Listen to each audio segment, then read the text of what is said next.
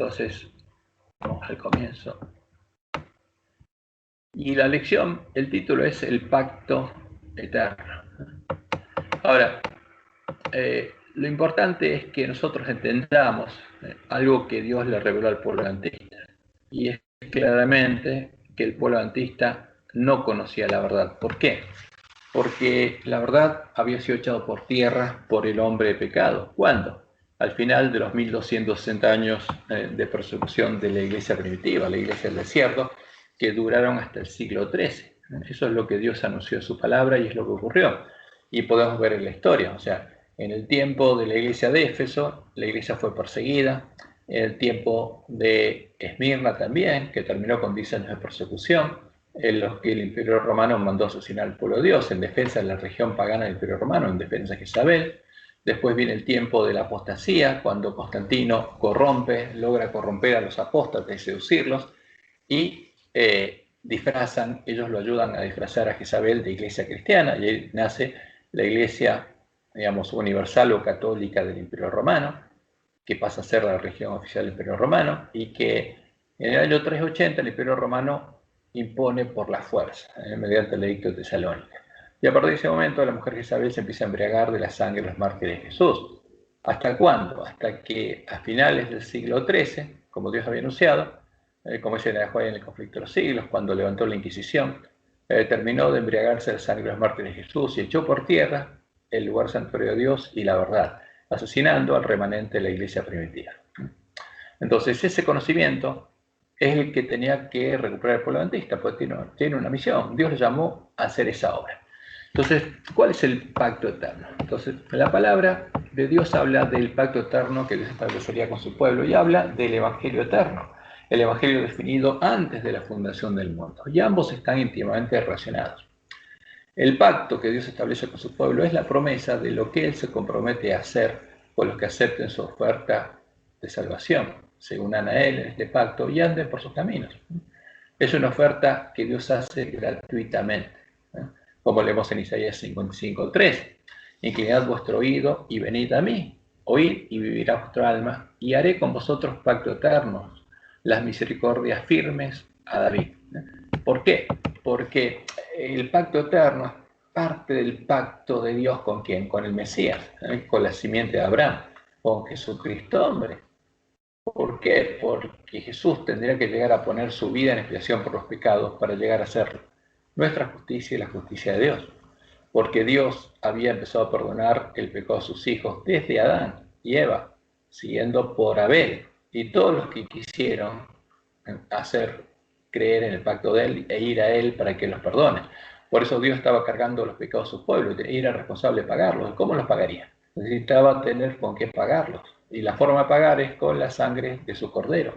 Por eso Jesús es nuestra justicia y la justicia de Dios, porque es la sangre con la cual el santuario será purificado.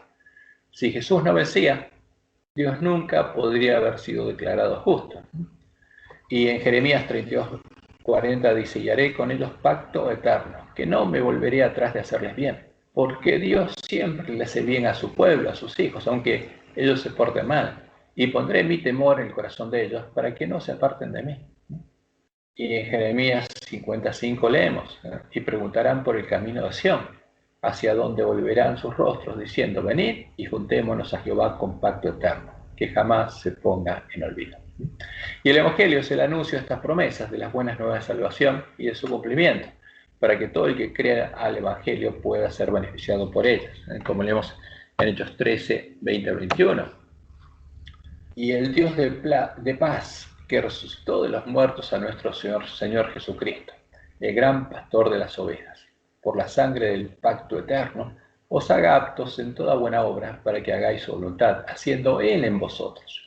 Porque esa es la promesa de Dios, porque Él pondría su espíritu en nosotros y Él haría la obra, lo que es agradable delante de Él por Jesucristo, al cual sea la gloria por los siglos de los siglos. Amén. Y a pesar de que se habría perdido el conocimiento de la verdad, volvería a recuperarse. ¿Por qué? Porque el Apocalipsis anuncia que habría un ángel, un mensajero de Dios, que sería parte del pueblo de la iglesia remanente, al que el librito abierto le habría amarrado el vientre, y al que Dios le dio la misión de profetizar de nuevo, que tendría el Evangelio eterno, lo que no tenía el pueblo adventista, para predicarlo a los moradores de la tierra primero, a sus hermanos y a toda nación, tribu, lengua y pueblo, y volaría por en medio del cielo, símbolo de la urgencia con la que debería predicar su mensaje. Por eso leemos Apocalipsis 14:1. Vi volar por en medio del cielo a otro ángel que tenía el Evangelio eterno. Ahora, si no tenemos el Evangelio eterno, si no recuperamos el conocimiento de la verdad, no estamos cumpliendo esta misión. Y eso es lo que estaría pasando con el ángel de la Odisea, que se creería rico, pero no sabría por qué estaría en esa condición, por qué sería desventurado, miserable, pobre, ciego, estaría desnudo. Ahora, el que cree el Evangelio eterno no puede estar en esa condición. ¿Qué pasa con el ángel de la Odisea? No conoce el Evangelio eterno y predica algo que cree que es la verdad, pero no es. Y hasta que no se despertara, no entendería por qué estaría en esa condición. Ahora, pero cuando recuperáramos ese Evangelio, ahí podremos cumplir la profecía. Podríamos guardar la palabra de profecía porque tendríamos el Evangelio eterno. Y lo podríamos predicar. Y podríamos predicar el mensaje del segundo ángel. Porque Babilonia ya habría caído, porque ya le habría dado a beber a todas las naciones del vino del furor de su fornicación. Y como dice Nehuay en el conflicto, ¿qué pasó en 1844? Se dejó de predicar el mensaje del segundo ángel. ¿Por qué? Pues ya no era verdad presente, porque había una nación que no la había bebido, el pueblo adventista. Ahora, si ese mensaje vuelve a ser verdad presente, ¿por qué? Porque Babilonia, con los lobos vestidos de ovejas, habrían logrado darle a beber al pueblo de Dios de ese vino. Y el tercer ángel la amonestación a no adorar a la imagen en la que adora la bestia, ni a la bestia en su imagen, ni al ídolo al que ella adora. Y a ese ídolo tendríamos que identificarlo. Ahora, esto pasaría en la última generación cuando completáramos la obra que Dios nos dio. ¿Por qué? Porque cuando se cumplieron las 2300 tardes y mañanas, desde que en el año 457 fue dada la orden para reedificar y habitar Jerusalén, Dios le dio al pueblo adventista una orden y una misión similares. Reparar la brecha hecha por el Papa al Santa Ley de Dios y recuperar el conocimiento de la verdad echada por tierra. ¿Para qué? Para que los lugares asolados por Babilonia puedan ser reedificados. Como lo escribe Elena claramente, el Papa hizo una brecha al Santa Ley de Dios, pero vi que había llegado ya plenamente el tiempo, cuando en 1844, en que esta brecha tiene que ser reparada por el pueblo de Dios y los lugares asolados han de ser reedificados. ¿Para qué? Para que vuelvan a ser habitados, ¿no? Como Jerusalén. ¿Por qué era necesario hacer esta obra de reforma y restauración? Porque como Dios lo había anunciado en el Apocalipsis, después de perseguir por 1260 años a la iglesia primitiva, a la iglesia del desierto, finalmente, a finales del siglo XIII, el dragón, la bestia escarlata, por medio de uno de sus reyes, el cuerno pequeño de la bestia romana, y su mujer, la gran Babilonia, por medio de una de sus hijas, la ramera romana, la mujer Isabel, lograrían echar por tierra el lugar santuario de Dios, asesinando a todo el remanente de la iglesia del desierto y la verdad. Y eso tenía que pasar. Por esa causa, el pueblo adventista no tenía el Evangelio eterno. Solo cuando completara la obra de la reforma y recuperar el conocimiento de la verdad echada por tierra, los lugares asolados podrían ser reedificados. Como leemos en Apocalipsis 10 del 12 al 14, porque cuando Jesús venció, vino la salvación, el poder y el reino de Dios, justamente la autoridad de su Cristo. Y Satanás fue echado del cielo. Ya no pudo entrar más a acusarnos ni a tentar a los otros hijos de Dios. Y ellos, los hijos de Dios, lo vencieron a Satanás y menospreciaron como Jesús subía hasta la muerte. Y el dragón, cuando vio que había sido arrojado a la tierra, persiguió a la mujer que había dado a luz al hijo de Faraón, y se le dieron a la mujer las dos alas de la gran águila para que volase delante de la serpiente al desierto, a su lugar, donde es sustentada por un tiempo y tiempos y la mitad de un tiempo. Y estos 1260 años no tienen nada que ver con los dominios del cuerno pequeño, porque Satanás empezó a perseguir a la iglesia primitiva apenas Dios la levantó. Y el cuerno pequeño recién empezaría a tomar el poder político el año 538. Y duraría hasta 1798. Pero esta persecución duró hasta el siglo XIII. Son otros años, no son los mismos. ¿Y qué pasó? Esta iglesia huyó al desierto. ¿Y qué hizo Satanás? Persiguió a la mujer en el desierto y fue detrás de ella con su mujer, como nos muestra Apocalipsis 17. Y me llevó en el espíritu al desierto y vi a una mujer sentada sobre una bestia escarlata. ¿Sobre quién? Sobre el dragón escarlata, el gran dragón, que tenía 7 cabezas y 10 cuernos, y la mujer estaba vestida de púrpura y escarlata y adornada de oro, de piedras preciosas y de perlas, y tenían en la mano un cáliz de oro lleno de abominaciones y de la inmundicia de su fornicación. Y cuando Roma muestra este cáliz, ¿qué muestra dentro de él? Al sol, con la cruz en el medio, al Jesús al que ella adora, que es Baal. Y en su frente un nombre escrito, un misterio: Babilonia la Grande, la madre de las rameras y de las abominaciones de la tierra. Y dice Juan: vi a la mujer ebria de la sangre de los santos y de la sangre de los mártires de Jesús. Y cuando lo vi, quedé asombrado con gran asombro. Y se embriagó. ¿Dónde? En el desierto, hasta que asesinó al remanente de la iglesia primitiva y echó por tierra la verdad, y quedó ella sola, solo la ramera romana. Hasta que después Dios levantó la iglesia de la Reforma en el año 1517 y también la persiguió. ¿Hasta cuándo? Hasta 1798, cuando Dios detuvo los vientos de la persecución. Y como dice Daniel 8, 10 y 12, se engrandeció hasta el ejército del cielo, y parte del ejército de las estrellas echó por tierra y las pisoteó. Y aún se engrandeció contra el príncipe de los ejércitos. ¿Contra quién? Contra Jesús.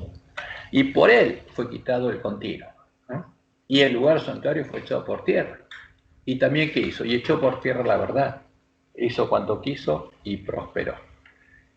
Y por eso la Iglesia Bautista tiene la misión de deshacer esta obra. ¿Para qué? Para que de nuevo el reino de Dios pueda estar aquí en la tierra, ¿eh? Y puedan los hombres entrar al reino de Dios y Dios los pueda transformar a imagen de Jesús, para que se cumplan las promesas de Dios. Y el pueblo adventista es el encargado justamente de hacer esta obra, y como Dios le mostró a Elena, estaba lleno de los errores heredados de los paganos y los papistas. Por eso Jesús no podía venir. ¿Por qué? Porque como Dios le mostró en la visión del gran conflicto, cuando los apóstatas se unieron con los paganos, elevaron la bandera negra de los paganos. Entonces vi a muchos que arreaban la bandera. ¿Cuál es la bandera? La bandera blanca, que decía pureza y santidad de Jehová, porque la iglesia primitiva adoraba a Jehová, y Dios le dijo al pueblo bautista que esa era la bandera que tenía que elevar, la bandera de un blanco puro, sin ningún tipo de imágenes, que decía pureza y santidad de Jehová. Ahora, y los que arriaban la bandera, los apóstoles, se unían ¿con quién? Con los paganos, pero los que permanecían firmes la recogían y la enarbolaban. Vi que constantemente había personas que abandonaban la compañía de aquellos que llevaban la bandera pura y se unían con los paganos bajo la bandera negra para perseguir a los que llevaban la blanca. Ahora, ¿cuándo elevaron la bandera negra? Cuando empezaron a perseguir, en el edicto de Tesalónica. Y ahí está la bandera negra de los paganos. Ahí está la bandera con las imágenes de los dioses paganos. Y es claro identificarla. Lo que aparece en el edicto de Tesalónica es esa bandera. No es la bandera de los cristianos. Es la bandera justamente de los paganos con la doctrina de Jezabel. Y por eso Dios le dijo a Elena lo siguiente, que el pueblo adventista justamente no podía venir Jesús a buscarlos. Jesús no puede venir todavía a la tierra, ellos tienen que soportar mayores pruebas por él. Deben renunciar a tradiciones y errores recibidos de los hombres y volverse por completo a Dios y a su palabra, porque el pueblo adventista tenía muchos errores. Y esto se lo dijo Dios después de que ellos habían hecho las primeras reformas. Deben ser purificados, emblanquecidos y probados. Los que soporten esa amarga prueba obtendrán la victoria eterna. Y la próxima cita, que está en Primeros Escritos 2:49, ya dice: vi que estos que aguardaban no habían sido todavía probados como debían serlo.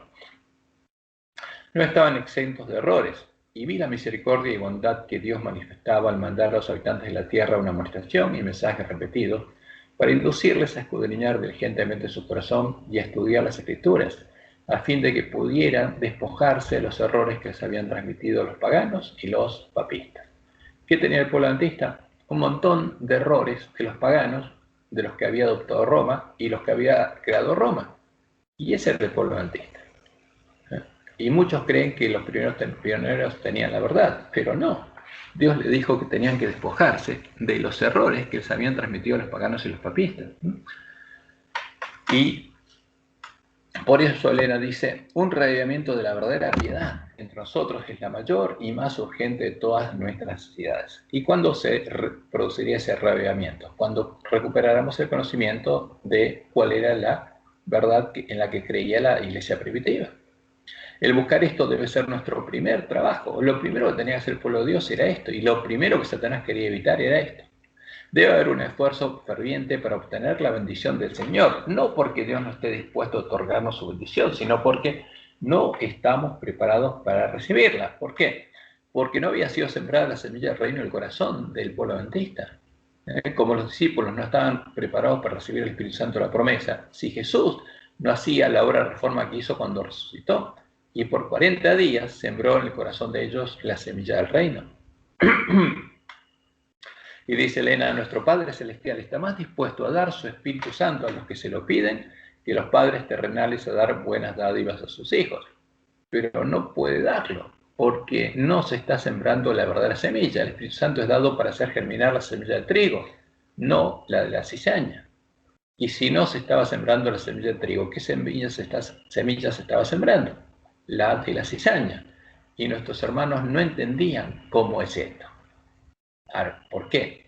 Porque ellos no creían en la doctrina de Roma, creían que ellos creían en otra cosa, pero no conocían la historia y no sabían que ellos estaban creyendo en los errores que había creado Roma.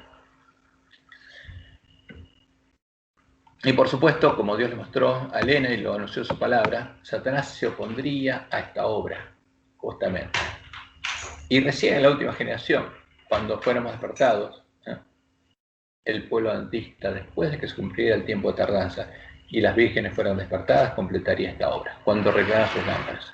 Y como dice Elena, antes que los juicios de Dios caigan finalmente sobre la tierra, habrá entre el pueblo del Señor un avivamiento de la piedad primitiva cual no se ha visto nunca desde los tiempos apostólicos. Y recién entonces el espíritu del poder de Dios será derramado sobre sus hijos. Esa es la promesa.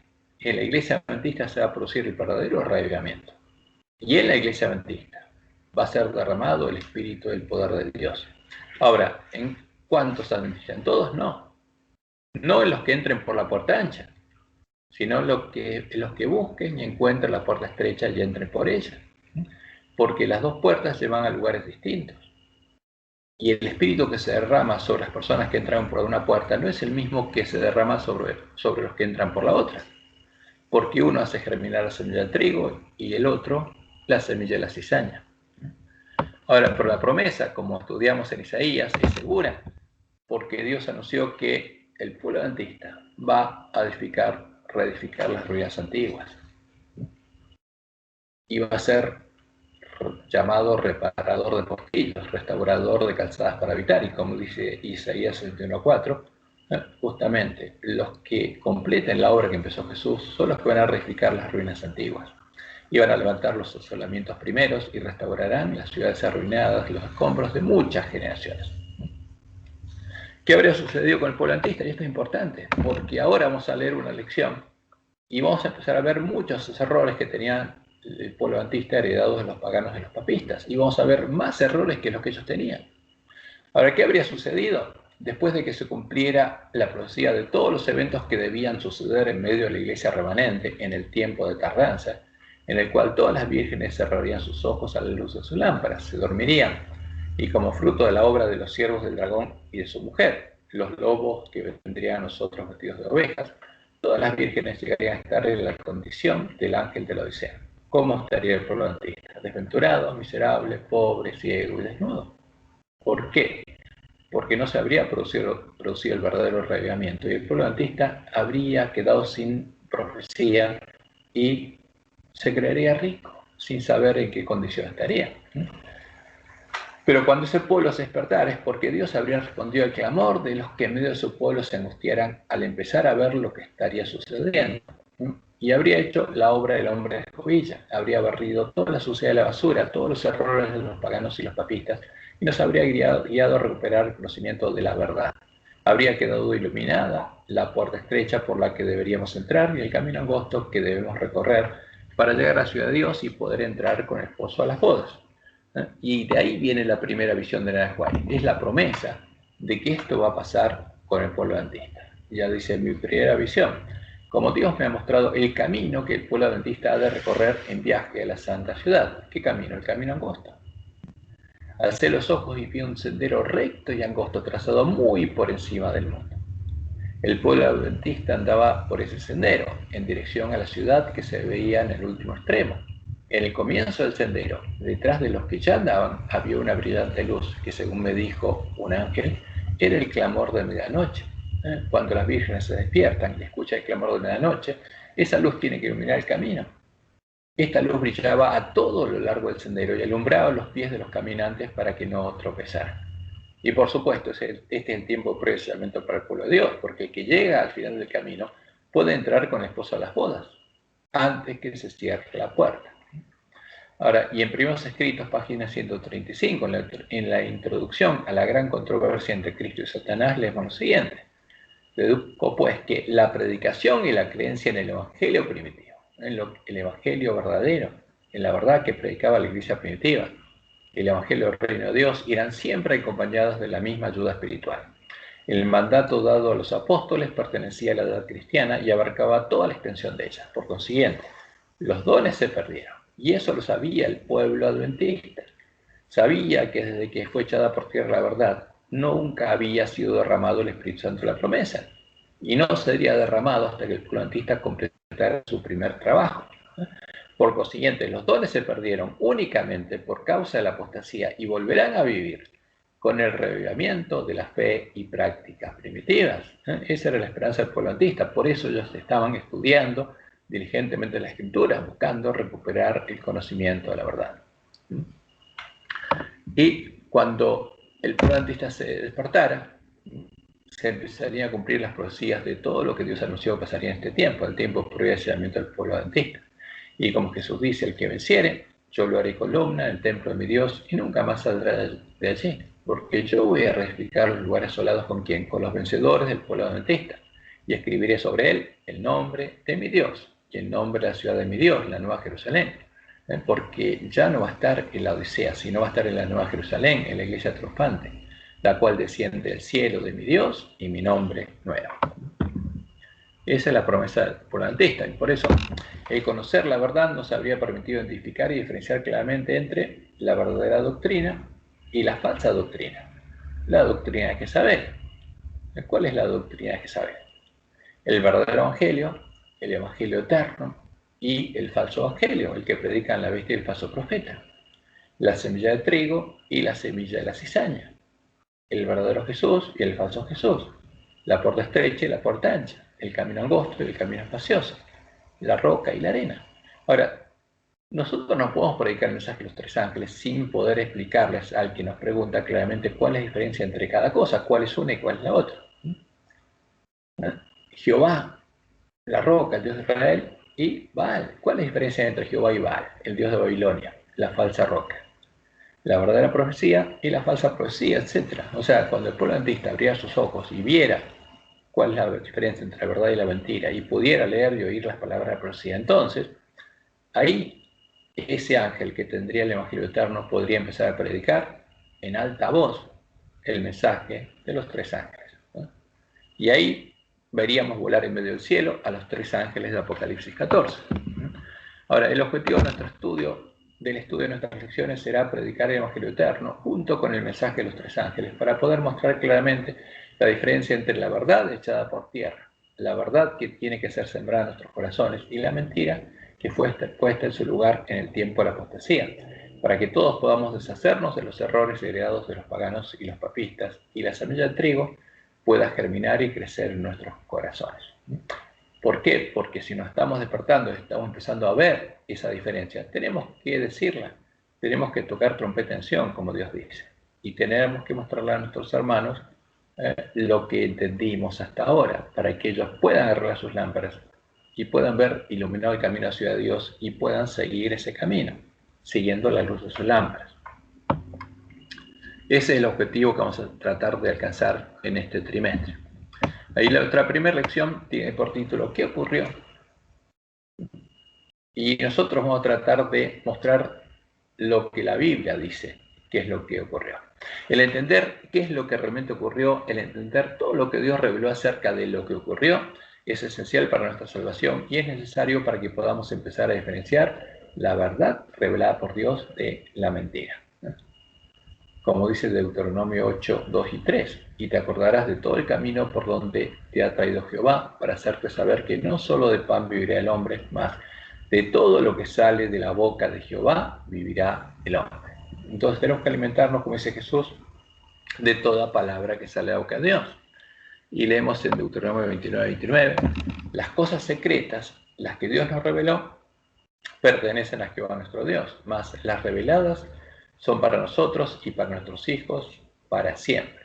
Y eso es importante, porque nosotros tenemos que conocer lo que es revelado, así dice Jehová. Y eso es lo que necesitamos, porque Dios sabe lo que necesitamos. Y las cosas, Dios nos dice que si no son reveladas, no tenemos que especular sobre eso. Simplemente tenemos que basar nuestra fe en lo revelado. Y en Salmo 119, 160 nos dice, la suma de tu palabra es verdad. Entonces, para conocer cuál es la verdad, tenemos que sumar todo lo que Dios dice en su palabra. Y así vamos a estar seguros. Porque, como Dios le mostró en el Juan, Satanás busca ocultar muchas cosas que Dios dice y son claras para enseñar la mentira, y presenta algunos versículos que puede torcer y que son contrarios a muchos claros, así dice Jehová. Y nosotros tenemos que encontrar todos los, así dice Jehová. Todo lo revelado, todo lo que salió de la boca de Jehová. Y tenemos que buscar la suma de la palabra de Dios. Y así nadie nos va a poder engañar. ¿Cómo vamos a estudiar lo que Dios reveló? Del modo en el que a Dios le agrada. En forma racional, entendiendo racionalmente sus palabras y sin agregar ni quitar a la suma de sus palabras. Y leemos en Romanos 12, 1 y 2. Así que, hermanos, os ruego por las misericordias de Dios que presentéis vuestros cuerpos en sacrificio vivo, santo, agradable a Dios, que es vuestro culto racional. ¿Y qué es un culto racional? Fíjense, es un culto donde lo que funciona y actúa es nuestra parte racional, nuestra razón, ¿no? Porque tenemos que analizar justamente qué es lo que Dios reveló racionalmente y no creer a otra cosa, sino tenemos que basar nuestra fe en así dice Jehová. No os conforméis a este siglo, sino transformaos por medio de la renovación de vuestro entendimiento para que comprobéis cuál sea la buena voluntad de Dios, agradable y perfecta. ¿Qué hacían los bereanos? A la ley del testimonio.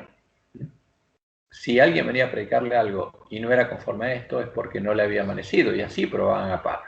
Y así tenemos que hacer nosotros. Ahora, ¿qué hace el ángel de la Odisea? Una virgen dormida. Tiene cerrados los ojos a la luz de su lámpara. Y entonces, ¿a qué cree? A lo que le dicen los hombres. Y no tiene prendida su lámpara. Ese es el problema del ángel de la Odisea. Ahora, cuando nos despertamos y empezamos a hacer lo que Dios nos dice, vamos a ver que muchas de las cosas en las que creemos no soportan la prueba de así dice Jehová. Y si clamamos a Dios por ayuda y seguimos este camino, como lo hacían los hermanos de Berea, y nos alimentamos de toda palabra que sale de la boca de Dios, nadie nos va a poder engañar. Hay muchas cosas que Dios reveló y son esenciales para entender lo que sucedió en la semana de la creación y en el tiempo de la caída del hombre. Pero, fíjense, y estas cosas no son estudiadas en nuestras religiones y muchos adventistas no las conocen. ¿Por qué? Porque Satanás no quiere que las conozcamos. Por eso, en primer lugar, vamos a enfocarnos en ellas. Entonces, antes de hablar de la creación, ¿qué pasó? Tenemos que ver qué pasó antes de la creación. Y vamos a ver lo que había sucedido antes de la creación del hombre. Y la primera pregunta es, ¿dónde habitó Dios desde la eternidad? A ver si este universo no existía o existía. ¿Dónde habitaban los ángeles? ¿Había otros seres creados? ¿Reveló algo Dios sobre estos temas? Y la respuesta es sí. Y reveló mucho sobre esto.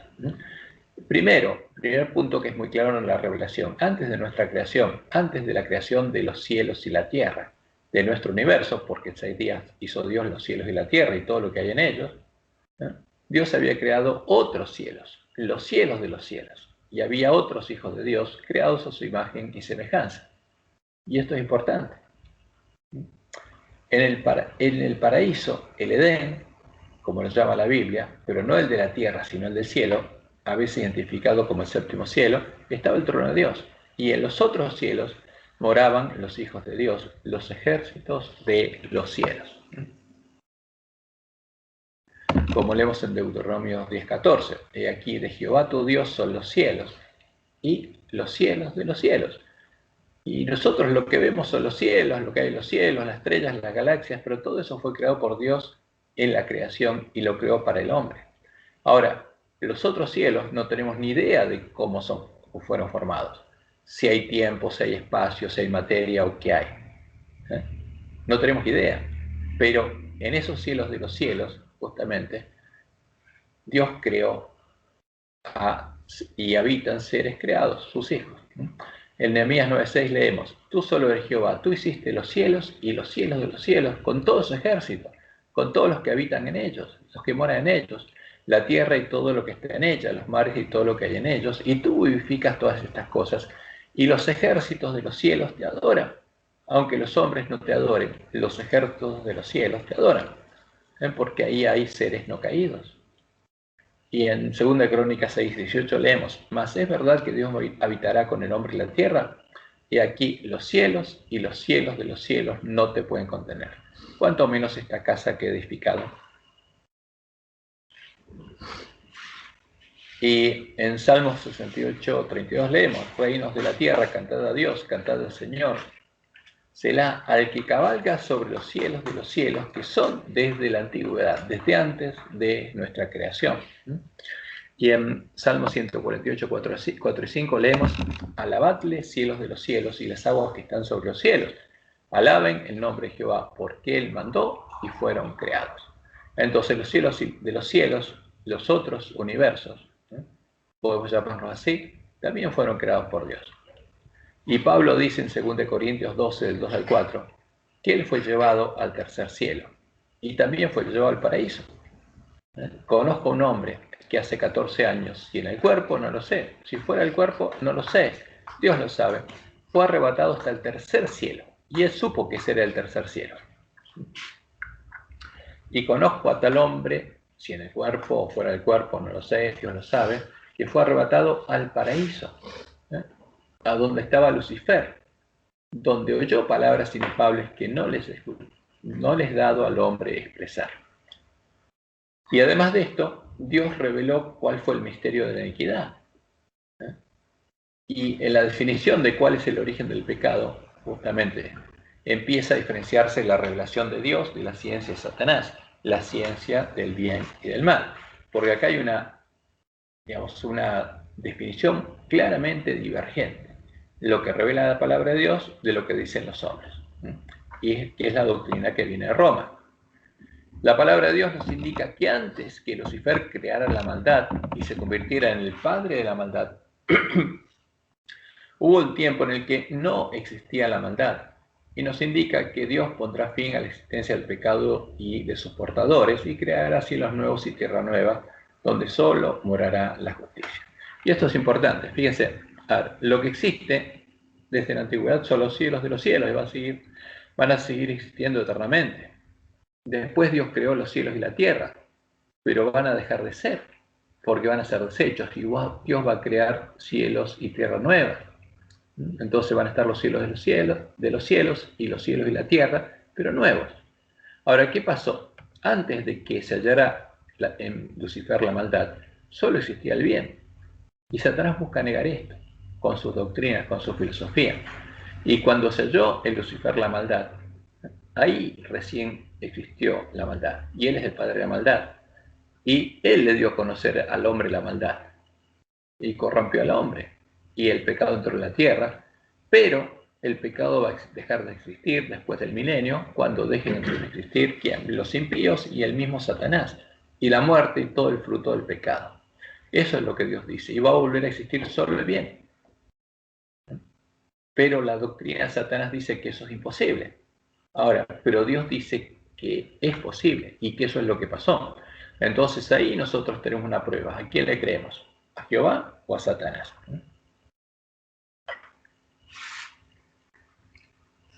Y en Ezequiel 28, Dios revela lo que sucedió en el tiempo en el que fue creada la maldad. Hijo de hombre, levanta endecha sobre el rey de Tiro y dile, así ha dicho Jehová el Señor, tú eras el sello de la perfección, lleno de sabiduría y acabado de hermosura. En Edén, en el huerto de Dios estuviste. ¿Cuál Edén? En el séptimo cielo, en el paraíso. De toda piedra preciosa era tu vestidura, de cornerina, topacios, jaspe, crisólito, berilo, iónice, zafiro, carbúnculo, esmeralda y oro. Los primores de tus tamboriles y flautas estuvieron preparados para ti en el día de tu creación. Y él era el sello de perfección. ¿Y quién era este? Era un ángel. Tú, querubín grande, protector. Era un querubín que estaba al lado del trono de Dios. Yo te puse en el santo monte de Dios. Allí estuviste, en medio de las piedras de fuego, te paseabas. Perfecto eras. Y esto es lo que Dios dice. En todos tus caminos, ¿no? O sea, no solamente físicamente, sino en su mente, en su corazón. Desde el día en que fuiste creado hasta que se halló en ti maldad. ¿Y cómo fue eso? Que en un ser perfecto se halla la maldad. Y Dios lo llama el misterio de la iniquidad. Y dice que simplemente entendamos lo que pasó y no tratemos de argumentar, porque Satanás es el que creó la ciencia con la que engañó a los ángeles sobre este punto. A causa de la multitud de tus contrataciones, fuiste lleno de iniquidad y pecaste. O sea, primero se hallan en la maldad, pero no peca. ¿Hasta qué? Hasta que corrompe toda su mente y su corazón, y de ahí saca la maldad y peca. Por lo que yo te eché del monte de Dios y te arrojé de entre las piedras de fuego, oh querubín protector. Y esto es importante, porque es lo que Dios dice, es una así dice Jehová. Entonces, ¿estaba la maldad y el pecado en la naturaleza de Lucifer? Y la respuesta es clara, no. Su naturaleza física era perfecta, sea como sea su físico, su cuerpo, porque él es espíritu también. Pero su naturaleza física era perfecta y el tesoro de su corazón también era perfecto. ¿Cambió la naturaleza física de Lucifer cuando él creó la maldad? No, la respuesta es no, porque por un tiempo siguió siendo el querubín protector. No dejó de ser un ángel poderoso y siguió siendo el querubín protector. Y eso es importante, porque no tiene nada que ver la naturaleza física con el pecado. El problema es el tesoro del corazón, como Jesús le explica. ¿Pecó Lucifer por crear la maldad? Y la respuesta es no. Cuando creó la maldad, aún no había pecado. Pecó cuando, a causa de la multitud de sus contrataciones, su mente y su corazón se llenaron de iniquidad, de maldad, y él actuó de acuerdo a sus malos deseos. Entonces, del mal tesoro de su corazón, él sacó malas cosas. Lucifer se había convertido en ¿qué? En un árbol malo, ¿no? Como leemos en Mateo 12:35. El hombre bueno del buen tesoro del corazón saca buenas cosas, y el hombre malo del mal tesoro saca malas cosas. Ese es el problema de Lucifer. Corrompió su corazón y ahora se convirtió en un árbol malo. Y en Mateo 7 y 18 leemos, así todo buen árbol da buenos frutos, pero el árbol malo da frutos malos. No puede el buen árbol dar malos frutos. O sea, mientras Lucifer fuera perfecto, no podría dar malos frutos. Tendría que transformarse en un árbol malo. Pero cuando fuera un árbol malo, ¿qué pasaría? No podría dar buenos frutos, ¿no?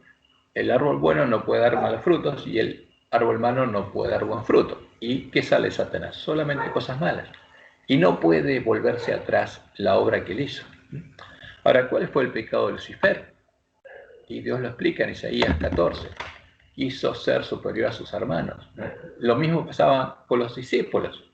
Disputaban quién sería el mayor, porque tenían el mismo deseo de quién, del príncipe de este mundo, porque ese es el resultado del pecado. Y él quería ser superior a sus hermanos, quería enseñorearse de ellos, para que ellos se postraran ante él y lo adoraran.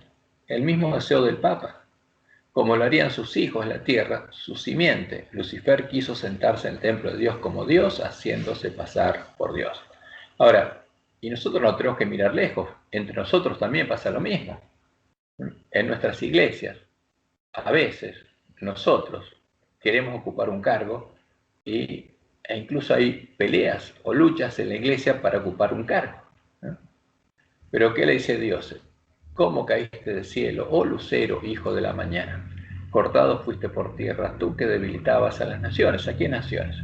¿Por qué él iba a tentar a los hijos de Dios? Tú que decías en tu corazón, subiré al cielo, en lo alto, junto a las estrellas de Dios, levantaré mi trono, Y en el monte del testimonio me sentaré, a los lados del norte, sobre las alturas de las nubes subiré y seré semejante al Altísimo. Y seré adorado como el Altísimo. Mas tú derribado eres hasta el Seol, a los lados del abismo. Ese es el problema, ese es el fruto de la maldad. Y ese es el mayor fruto que se ve en Satanás y en los hombres. ¿Puede un árbol malo ser transformado en un árbol bueno? Y sí, como un árbol malo, bueno pudo transformarse en un árbol malo, escribiendo en la mente de ese árbol lo que Satanás tenía en su corazón, que es lo que hizo con Adán y Eva. También puede ser revertido eso, pero Dios tiene que escribir lo que está en su mente y en su corazón. Y esa es la promesa del Evangelio eterno, es lo que Dios ofrece hacer con los árboles malos, que tengan hambre y sed de justicia, para poder llevarlos a la tierra donde morarán los justos y la justicia. Ese es el verdadero Evangelio, ese es el pacto eterno. Ahora, otra revelación de Dios que es muy clara es sobre la ciencia del bien y del mal. Y este término tiene dos acepciones. Primero, la ciencia, que es el conocimiento del mal, el conocimiento de lo que el Dios de este mundo tiene escritos en la mente y el corazón, lo que él prometió darles a Adán y a Eva cuando les dijo seréis como Dios, engañándolos, y él cumplió, escribiendo su ciencia, su conocimiento, su ley en sus mentes y en sus corazones, y transformándolos en ¿qué? En árboles malos, que tenían un mal tesoro en el corazón. Eso es lo que hizo Satanás cuando Adán y Eva comieron del fruto del árbol de la ciencia del bien y del mal. Porque el conocimiento no estaba en el árbol, no estaba en el fruto, estaba en Satanás, y ellos le permitieron, al hacer eso, a Satanás escribir su ciencia en la mente y el corazón de ellos. Y la otra acepción es la ciencia que explica el origen del mal e indica que el bien y el mal siempre existieron, porque eso es lo que Satanás creó, es el concepto que creó y es el que explicó en el cielo y es el que enseñan justamente los paganos y Roma. E indica que el bien y el mal siempre existieron, porque uno es el alter ego del otro, su otro yo, y no puede existir sin la existencia del otro, porque como en Ahura Mazda, el dios de Zoroastro, si alguna vez tienen la oportunidad, lean en qué creía Zoroastro, y en el yin y el yang, el bien y el mal son parte de la misma esencia, la misma sustancia. Como es el yin y el yang, uno y el otro se complementan, y además el yin circulito de yang, y el yang tiene un circulito de yin, porque nunca son puros. Y eso es lo de la ciencia de Satanás. Según esta ciencia, nunca hubo un tiempo donde solo existiera el bien, por lo cual Lucifer no es el creador de la maldad, sino la maldad existía antes de que Lucifer fuera creado, y él es inocente de esta acusación. El malo no es Lucifer, sino el que conocía el mal y lo ocultaba hasta que Lucifer lo descubrió, hasta que descubrió su alter ego, su otro yo. Eso es lo que decía Satanás. Ahora, este es un tema muy delicado. Por eso lo que Dios nos dice es que creamos a su palabra y a lo que Él reveló, y a lo que Él no reveló, no tratemos de meternos en eso, porque Satanás es muy hábil y Él nos puede dar vuelta cuando nosotros tratamos de pensar algo y Él ya nos dio 10 vueltas y nos engatusó, digamos. Y cuidado con Satanás y con todas estas cosas. Hay que creer en una ciencia de Jehová. Y lo que Dios dice es que antes no existía la maldad y que Lucifer es el padre de la maldad.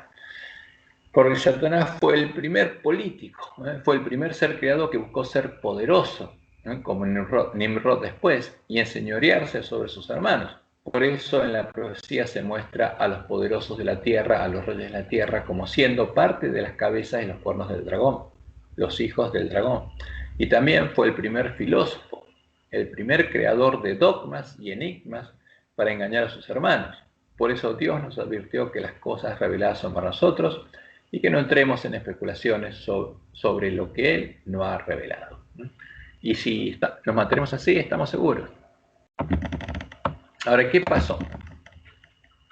Dios nos dice que Satanás tentó a los seres creados en el cielo e hizo caer la tercera parte de los ángeles.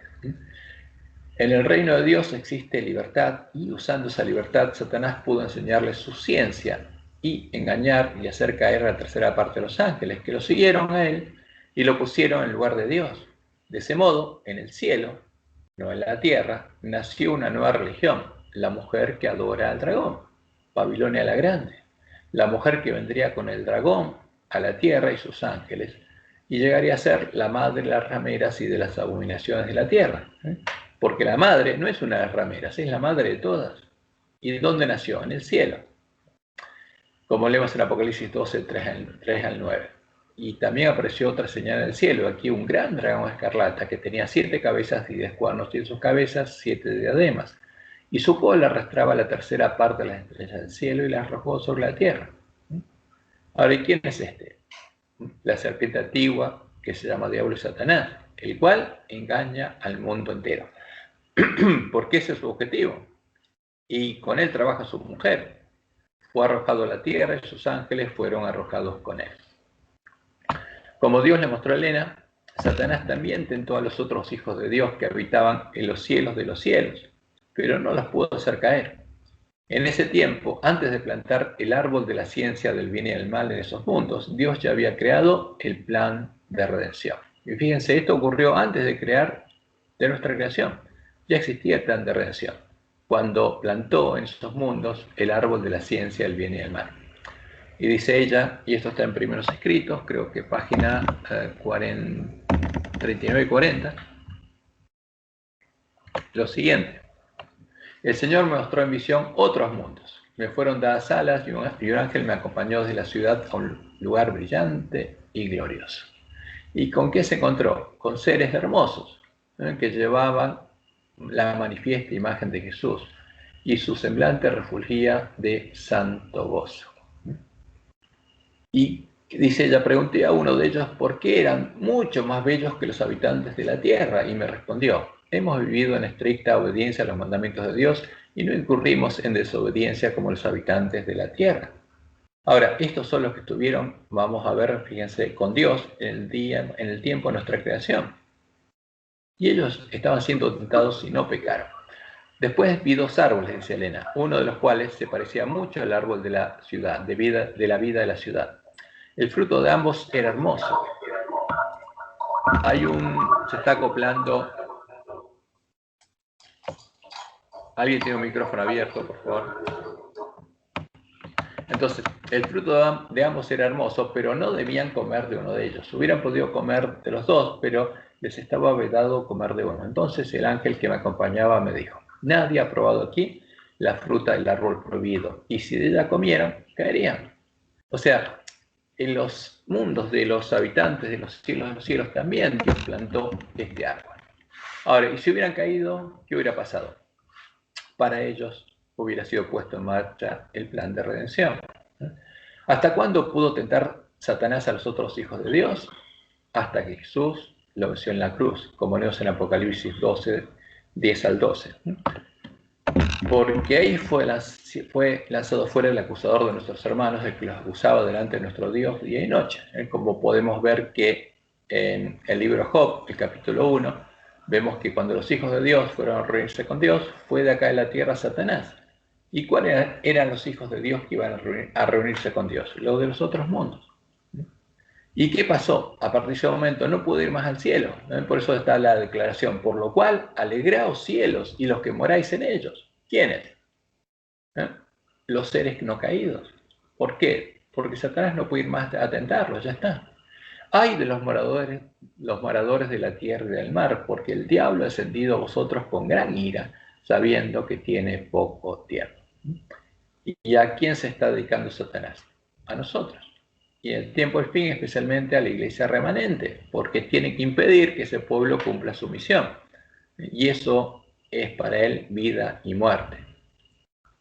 Y hay otras revelaciones importantes que Satanás quiere ocultar, que son las revelaciones de la palabra de Dios sobre el tiempo de la creación. Ahora, y la primera pregunta es, ¿quiénes estaban con Jehová en el tiempo de la creación? Porque según la tradición católica, había 3 personas que eran Dios en la creación. Ahora, ¿pero qué dice la palabra de Dios? Porque esto es importante. Había otras personas con él, tenían su naturaleza. ¿Con quiénes hablaba Dios?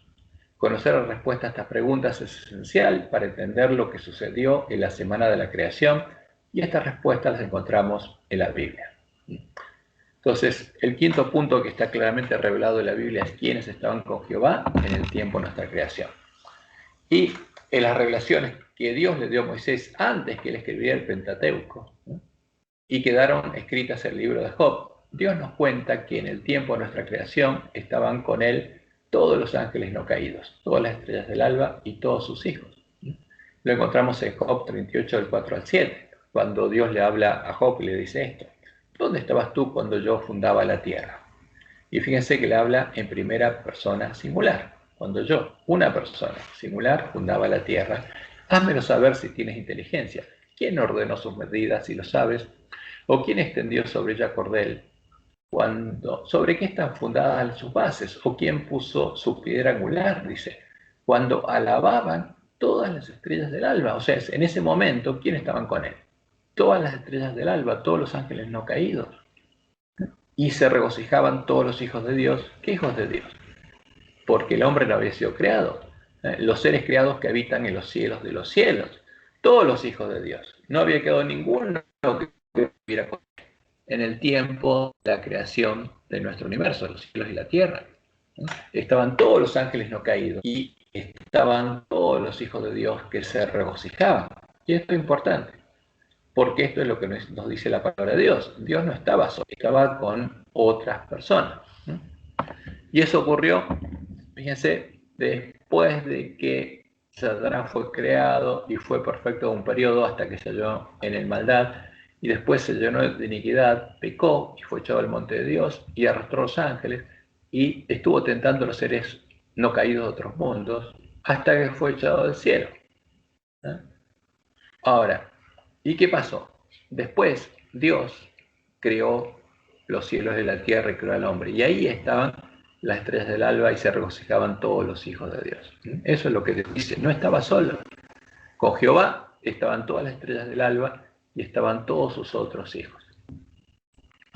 Como él lo reveló claramente y repetidamente, con Jehová además no hay otras personas que sean Dios o que sean fuertes como él, que es su naturaleza. Y eso es claro en la palabra de Dios. Y estas son las palabras que hay que ocultar para hacer creer o para creer o hacer creer en la doctrina que enseña la Iglesia Católica. ¿Qué leemos aquí? Isaías 44, de 6 al 8. Así dice Jehová, Rey de Israel y su Redentor, porque Dios, Jehová, se define como nuestro Rey y como nuestro Redentor, porque Él es el Rey del reino, justamente de los cielos, de su iglesia, y es el Redentor, Jehová de los ejércitos. Yo soy el primero, dice, y yo soy el postrero, y fuera de mí no hay Dios. Y se presenta en primera persona singular, y dice yo, y fuera de mí no hay Dios. Y termina diciendo, no hay Dios sino yo. Ahora, Jehová dice que no hay Dios sino Él. No hay fuerte. No hay otro que tenga su naturaleza. Y dice el omnipotente, el omnisapiente, el que todo lo sabe, dice, no conozco ninguno. Y en el cántico Moisés y Cordero, la ley de Moisés, él nos dice, justamente porque él sabía lo que iba a pasar en este tiempo, dice, ved ahora que yo soy, y no hay dioses conmigo, no hay otro. Ahora, ¿es esto verdad? Y es la palabra de Dios, a la ley del testimonio. Entonces, ¿hay otra persona que sea Dios? No. Y es muy claro Dios respecto a esto. Y no lo dice una o dos veces, lo dice cientos de veces en el Antiguo Testamento, ¿no? Y es muy claro en esto. No hay Dios sino yo, no hay fuerte, no conozco ninguno. Entonces, ¿podía haber con él otras personas que fueran Dios en la creación? No, porque él no conocía a ninguna. ¿Quiénes estaban con él? Todos sus hijos, todas las estrellas del alba y todos los hijos de Dios. Por eso nosotros podemos responder a esta pregunta. ¿A quién o a quiénes dijo Dios, hagamos al hombre a nuestra imagen conforme a nuestra semejanza? Y la respuesta es evidente. A las únicas personas que estaban con él, a las estrellas del alba y a sus hijos, a los seres creados a su imagen y semejanza que estaban con él. Una sola persona habló con otra, como vemos que en Génesis. Entonces dijo Dios, ¿qué significa? Él dijo, una persona dijo. Ahora, ¿y con quiénes habló? Con otras personas. Y les dijo a las otras personas, hagamos al hombre a nuestra imagen conforme a nuestra semejanza. ¿Y qué pasó después? ¿Cuántas personas actuaron? Una sola. Y creó Dios, Él creó. ¿A quién? Al hombre, a su imagen. A imagen de Dios lo creó, varón y hembra los creó. Ahora, pero también lo creó a imagen de sus otros hijos, que reflejaban su imagen. ¿Y cuál era su imagen? Fíjense que el hombre fue probado como sus otros hijos, porque él puso en los otros mundos el mismo árbol, el árbol de la ciencia del bien y del mal. Y sus otros hijos también podrían haber llegado a conocer lo que conoció el hombre. Ahora, ¿quién creó al hombre? Lo creó Jehová, nuestro Dios y Padre, una sola persona. Él no tuvo un agente en esa creación. ¿Cómo lo creó? Lo formó con sus propias manos, como vemos en Génesis 2:7. Entonces Jehová Dios formó al hombre del polvo de la tierra y sopló en su nariz aliento de vida, y fue el hombre un ser viviente. Y en Isaías 64:8 leemos: ahora pues Jehová, tú eres nuestro Padre. Entonces, ¿por qué le decimos a Jehová que es nuestro Padre? Porque Él nos creó con sus manos. No porque es el Padre de un Dios Hijo, como enseña Roma.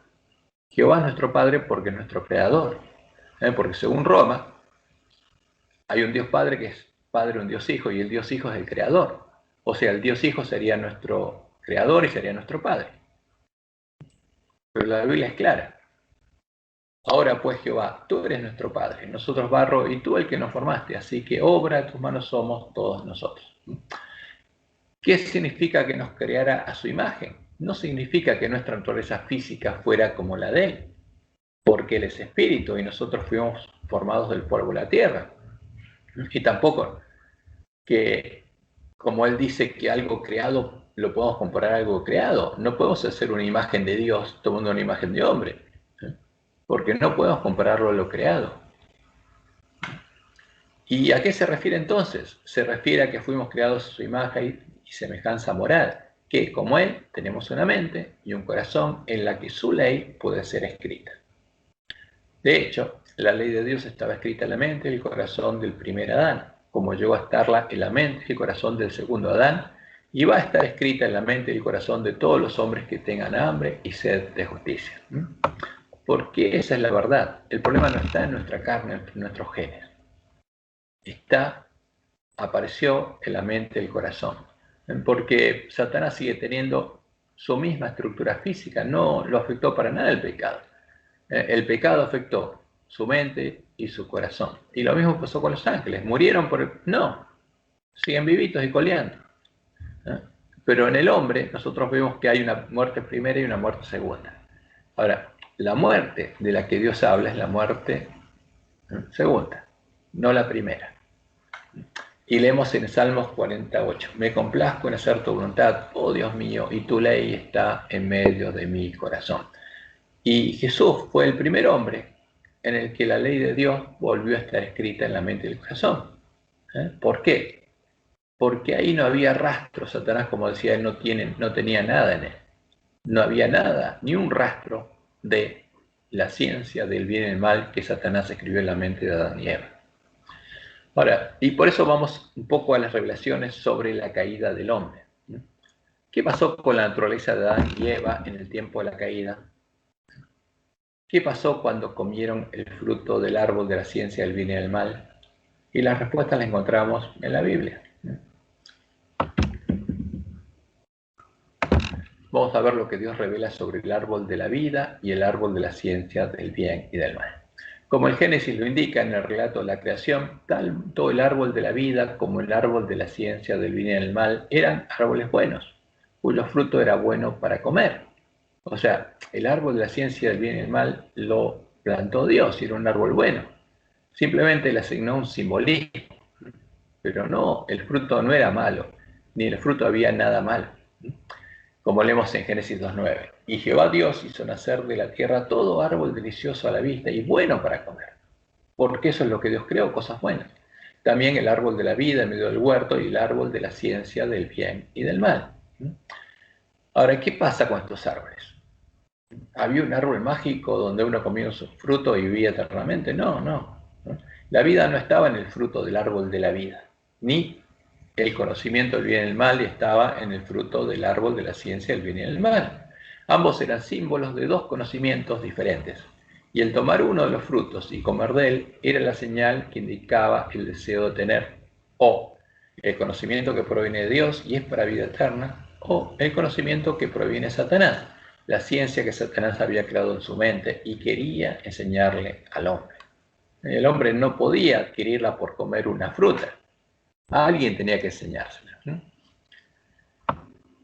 Al plantar el árbol de la ciencia del bien y del mal, Dios extendió a la nueva creación la libertad que existe en su reino.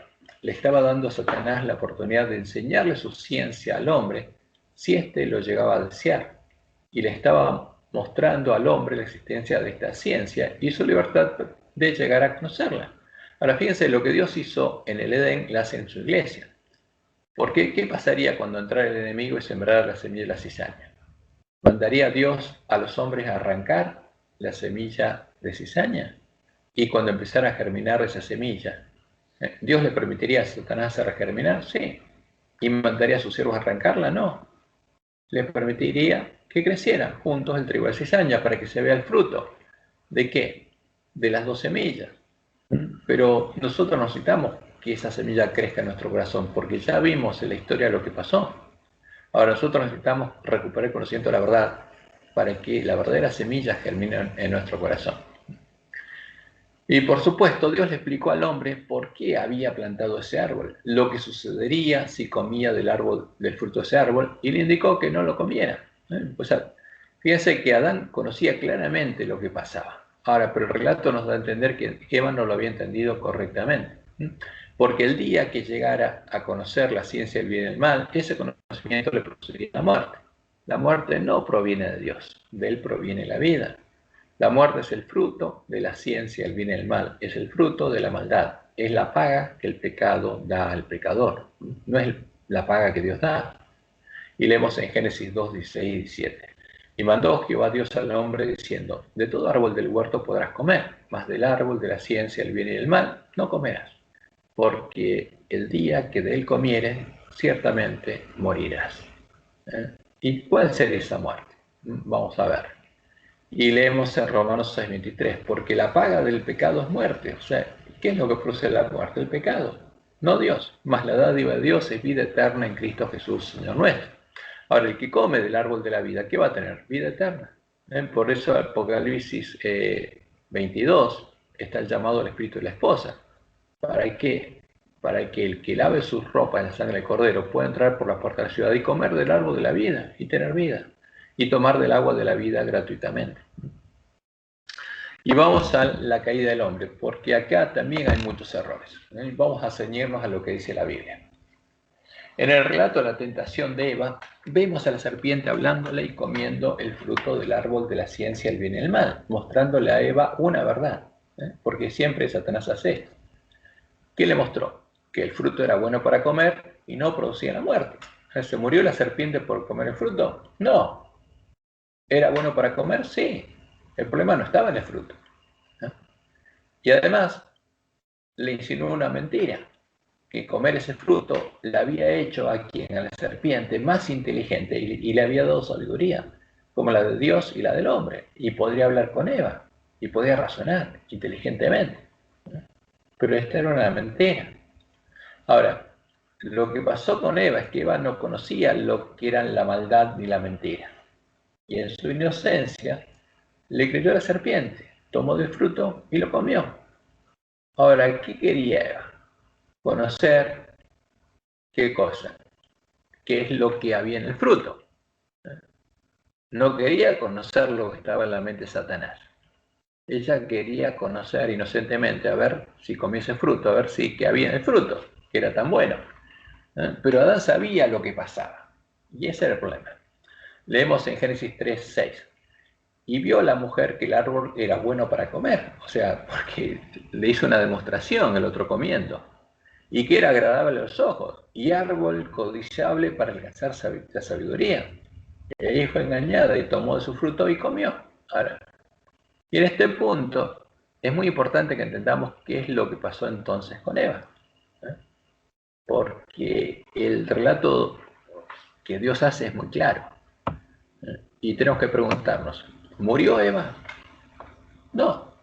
Como la serpiente, Eva no murió, porque el fruto era bueno para comer. ¿Conoció la ciencia del bien y del mal? No.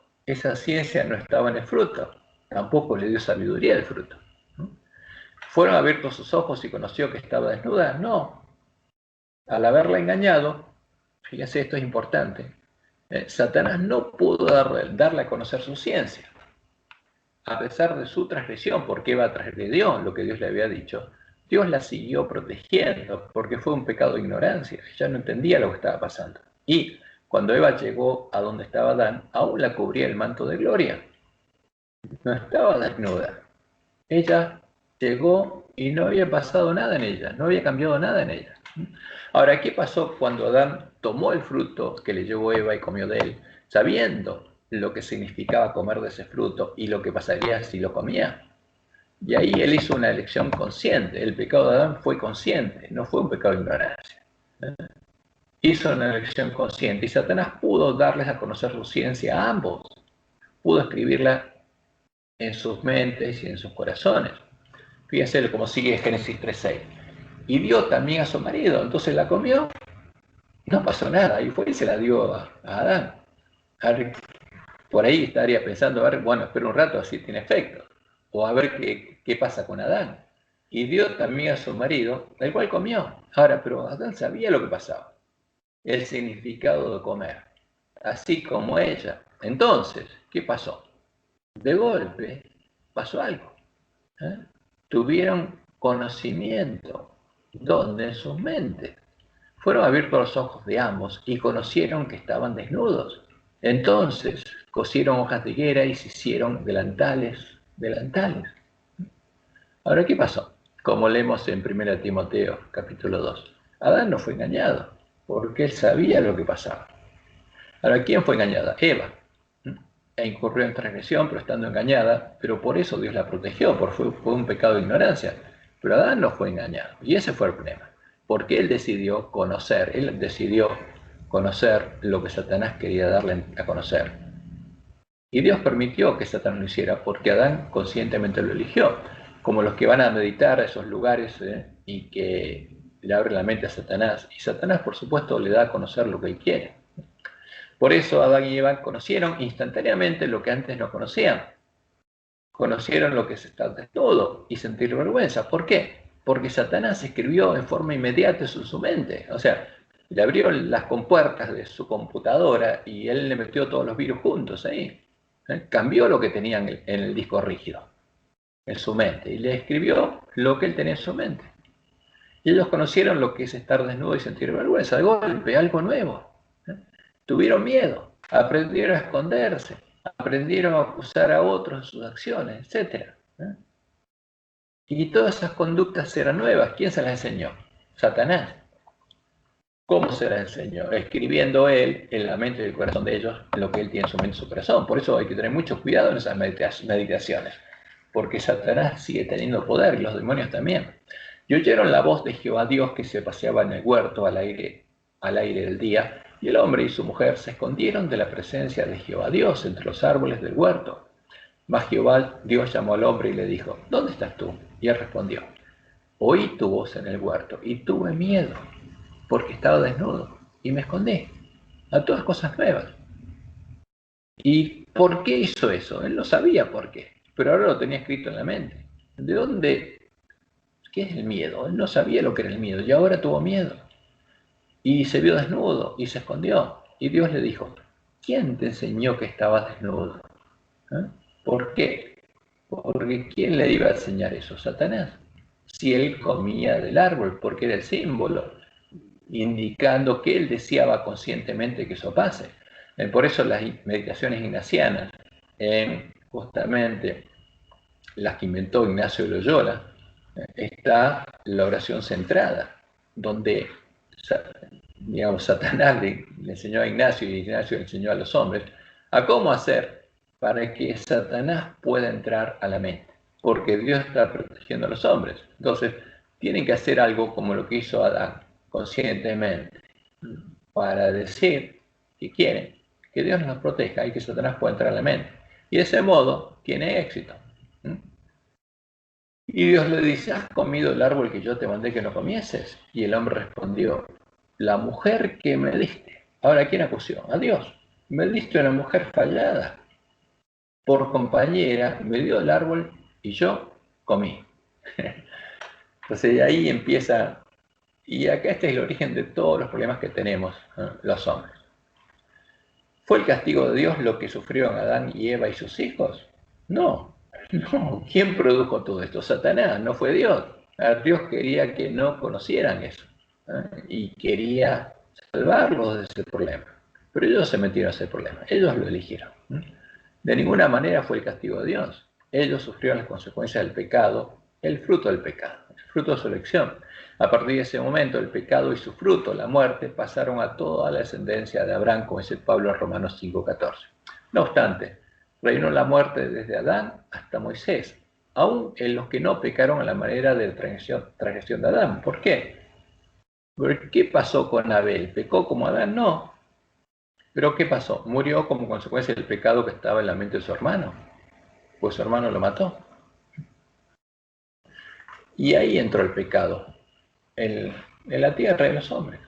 Y se corrompió el hombre, se corrompió la tierra, se corrompió toda la creación.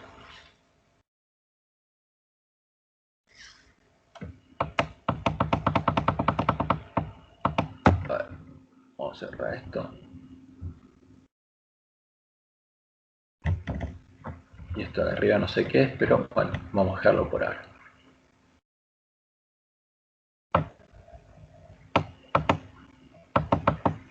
Hay un... Ahí se fue. Bueno, ¿cuál es la relación de Dios con el hombre después de la caída? Esto es importante porque es parte del Evangelio.